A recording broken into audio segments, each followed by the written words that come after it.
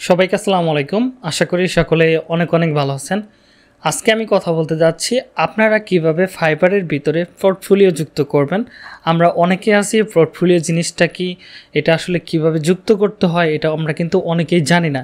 না জানার কারণে আমরা ভুলভাবে দেখা যায় যে আমাদের ক্লায়েন্টের জন্য পোর্টফোলিও যুক্ত করি এবং কেউ কেউ আছে তো ডাইরেক্ট ওয়েবসাইটের ফটো আইনা আমাদের ফাইবারের যে পোর্টফোলিও জায়গাটা আছে ওইখানে যুক্ত করে দেয়। আসলে এটা সম্পূর্ণ আলাদা একটা সিস্টেম। আমাদের ওয়েবসাইটের পোর্টফোলিও এবং ফাইবারের পোর্টফোলিও দুইটাই সম্পূর্ণ আলাদা, ঠিক আছে। এখানে যে কাজটা করতে হবে আপনাকে, আপনি যে কাজগুলোতে এক্সপার্ট বা পূর্বের অভিজ্ঞতা আছে বা কোনো একটা ক্লায়েন্টের কাজ করছেন সেটা প্রুফ আপনাকে রাখতে হবে। সেই প্রুফটা দিয়ে আপনার এই পোর্টফোলিওতে ফাইবারের যে পোর্টফোলিও আছে এখানে যুক্ত করতে হবে।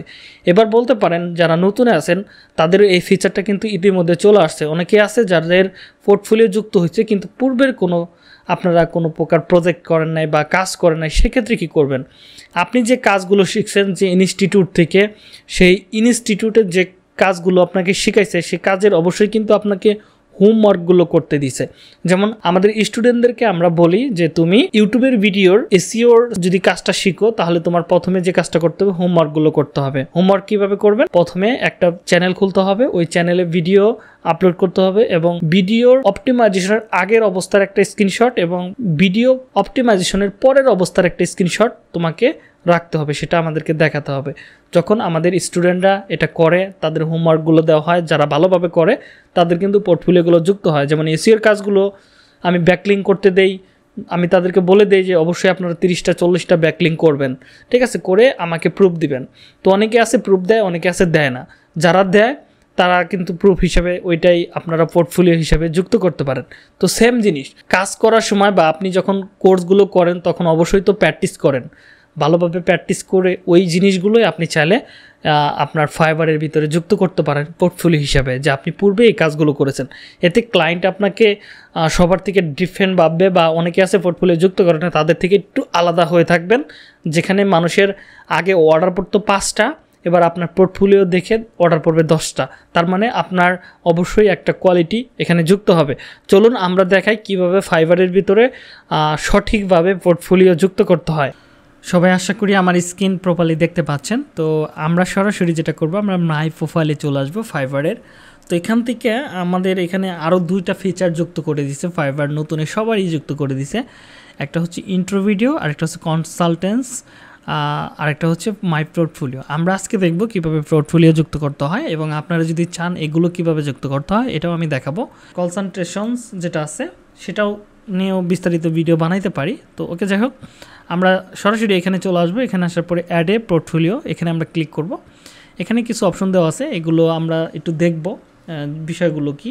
তো এখানে দেখেন প্রথমে আছে প্রজেক্ট টাইটেল। এটা অবশ্যই আমাদের ক্লায়েন্টের যে প্রজেক্টটা থাকবে সেই প্রজেক্টের টাইটেলটা দিতে হবে, যে আপনি কি করছেন, কোন কাজ করছেন সেটার একটা টাইটেল। এখানে একটা সংক্ষিপ্ত ডেসক্রিপশন দিতে হবে। আপনি যদি ভুল করেন সমস্যা নাই, করতে পারেন, ইংলিশ ভুল হতে পারে, আপনার সমস্যা একটু হতেই পারে, এটা আহামরি কিছু না, বায়ারও জানে যে আপনার সামথিং ইংলিশে প্রবলেম আছে। তো এটা আপনি দিবেন, এখানে ক্যাটাগরি দিবেন আর এখানে কিছু ফাইল দিবেন। তো আমি রিসেন্টলি কিছু প্রজেক্ট কমপ্লিট করছি, আমি ওই প্রজেক্ট থেকে কয়েকটা ছবি অলরেডি ডাউনলোড করে রাখছি দেখানোর জন্য। তো আমি কি করব, এখানে জাস্ট লিখবো হচ্ছে ইউটিউব, যেহেতু আমি ইউটিউবের কাজ করতেছি বর্তমানে, ইউটিউব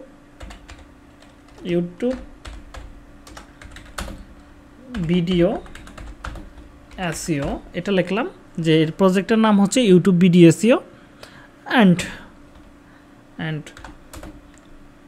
ম্যানেজমেন্ট। ওকে ম্যানেজমেন্ট, এটা কী ছিল? ইউটিউব ভিডিও এসইও এবং ম্যানেজমেন্টের প্রজেক্ট ছিল এটা। তো এটা লেখার পরে আমরা এখানে লিখবো, ধরেন আমার একটা ক্লায়েন্টের প্রজেক্ট ছিল এটা, ধরেন ক্লায়েন্টের নাম হচ্ছে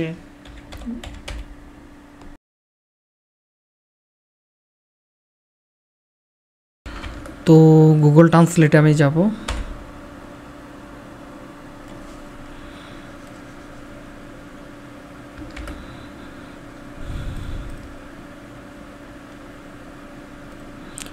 তো অস্ট্রেলিয়ার ব্যক্তিক একজন ইউটিউবার, তিনি আমাকে তার ইউটিউব চ্যানেল অপটিমাইজেশন এবং ভিডিও এসইওর দায়িত্ব দিয়েছেন। আমি মাত্র 12 ঘন্টার মধ্যে সম্পন্ন করেছি।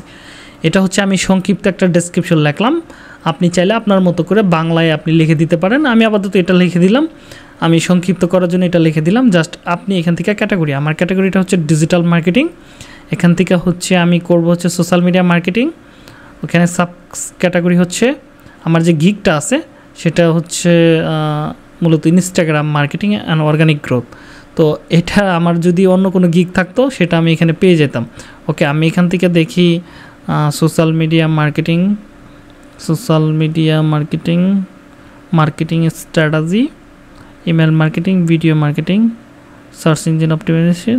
ওকে, দিয়ে দিলাম। গিগটা আপনি দিয়ে দিবেন এখান থেকে। জাস্ট এবার আমার ইমেজগুলো আমি দিয়ে দিব। ধরেন আমার 2টা ইমেজ এখানে আছে, তো আমি প্রথম ইমেজটাকে ওপেন করলাম, এটা হচ্ছে আগেরটা। ওকে, এটা ডিলিট করে দিয়ে আমার প্রথম যেটা লাগবে সেটাকে দিব।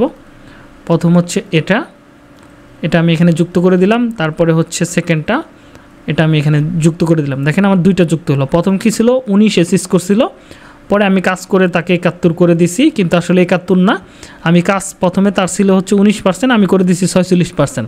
71% পারফরমেন্স হয়েছে। পারফরমেন্স এটা আমাদের উপর ম্যাটার করে না, অনেকে বলে আমি পারফরমেন্সে করে দিব। যদি এরকম হয় 100-এ 100 তাহলে তো কাজই হলো। হ্যাঁ, এটা ভুলভাল কিওয়ার্ড দিয়ে যদি আমরা এসি করি সেক্ষেত্রে দেখা যায় 100 উঠে, কিন্তু সঠিক কিওয়ার্ডটা যদি এসি করেন সেটা আপনার এসি স্কোরকে 50% করতে পারেন, কিন্তু পারফরমেন্স এটা তাদের ব্যক্তিগত বিষয়। হ্যাঁ, তো নতুন চ্যানেলে পারফরমেন্স দিবে না, পুরাতন চ্যানেলে পারফরমেন্স দিবে, এটাই স্বাভাবিক। তো দেখেন এটা হয়ে গেছে। হয়ে যাওয়ার পরে জাস্ট আমরা কি করব, এখান থেকে জাস্ট আমরা সেভ অ্যান্ড পাবলিকে ক্লিক করব। তো দেখেন আমাদের কিন্তু একটা পোর্টফোলিও খুবই সুন্দরভাবে যুক্ত হয়ে গেছে।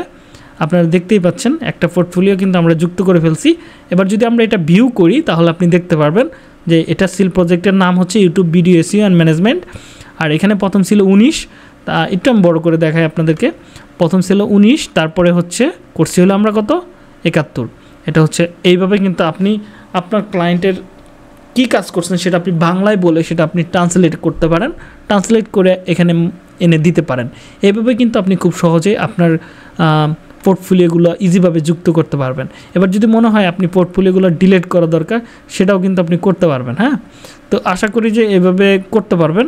সম্পূর্ণ ক্লাস ধৈর্য সহকারে দেখার জন্য অনেক অনেক ধন্যবাদ। আজকের মতো আমি বিদায় নিচ্ছি, দেখা হবে নেক্সট কোনো ক্লাসে। ততক্ষণ পর্যন্ত ভালো থাকুন, সুস্থ থাকুন, আল্লাহ হাফেজ।